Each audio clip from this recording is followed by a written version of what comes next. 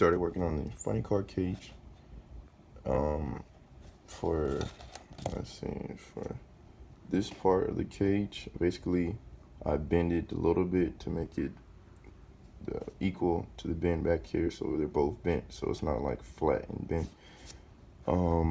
Then basically just choose how I want it, set it at an angle, or the one that goes straight up, or the one that goes straight back. It's just all personal preference when it comes to stuff like that. And for the rest of the cage, this is a good principle to remember. It's just marking overhang. So if I have a stick from this point to that point, everything that hangs off of, basically, you can see where my nail is. This is where you want to mark it at. Not back there, not way in here. You want to mark it right where it touches all the time. That's a good principle for everything. That's what I use for pretty much everything that's not pre-measured, like the floor. But funny car cage, basically, you could start at the top and the bottom down, but I go bottom up.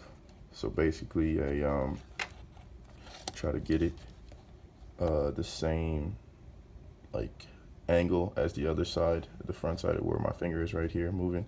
Try to get it the same as that with the bend. And then as soon as I bend it, I want to make sure I bend it back to the right or to the left, depending on how you're looking at it. It'll be left if you're looking at it that way, right if you're looking at it like I am.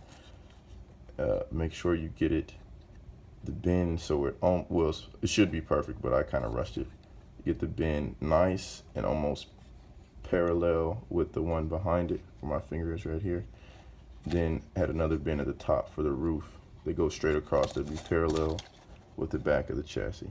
And then once you do that, you can start connecting, just basically feel and see how this one has looks like a piece in between, which is not, because it's already there. Do the same thing for this side, connect this side to that side, and then for this side to that side, and then that side to that side as well. So just basically filling it in is however you want. It's personal preference. It's just giving you a guideline to go off of. It doesn't have to look exactly like this. You could switch it up, whatever you would like to do. Just put your own touch on it. And for the floor, not done with the floor because there's supposed to be an X here. Then I have to put, I guess, a straight bar halfway in between, which is going to involve two pieces. I'm going to have to put one marked overhang and then marked overhang on this side too, and glue it.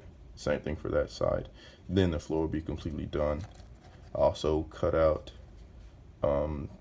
where the tranny would sit, so it would have enough space to move around when I put it in there, because if I don't, it'll sit like at an angle. Let me see, instead of sitting flat or slightly up, it'll sit like this, which is weird because it'll miss where the drive line is supposed to go, and that's not good, because then it won't have, I'll have to start all over probably. So basically just fix the problems you have before you get too far.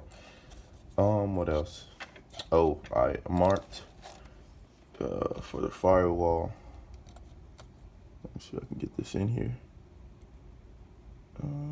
Yeah, okay, so I got marked where I want the firewall to come out, even though it's gonna basically start right here, but it's gonna kind of almost, it's like a triangle almost, from here, from there to there, and there, the opposite side, there to there. You don't have to have your firewall look like this. You can have a flat firewall, which I do on some models, but this one I just kind of like that idea of the firewall coming out a little bit. It just looks good to me. Yeah, so once I do that, you guys do, oh, for the floor, it's almost, you could use almost the same measurements you did to build the chassis on the floor, but just take a few off the side, because obviously you have sticks where they are. So just take it out. You can measure the same way you used to measure the chassis. Just keep putting it up there and see if it's fitting. If it's not, just take a little bit, a little bit, a little bit, or you could just flip it and mark the insides from inside of this far bar and that bar inside for the floor. Yeah. Oh, one more thing.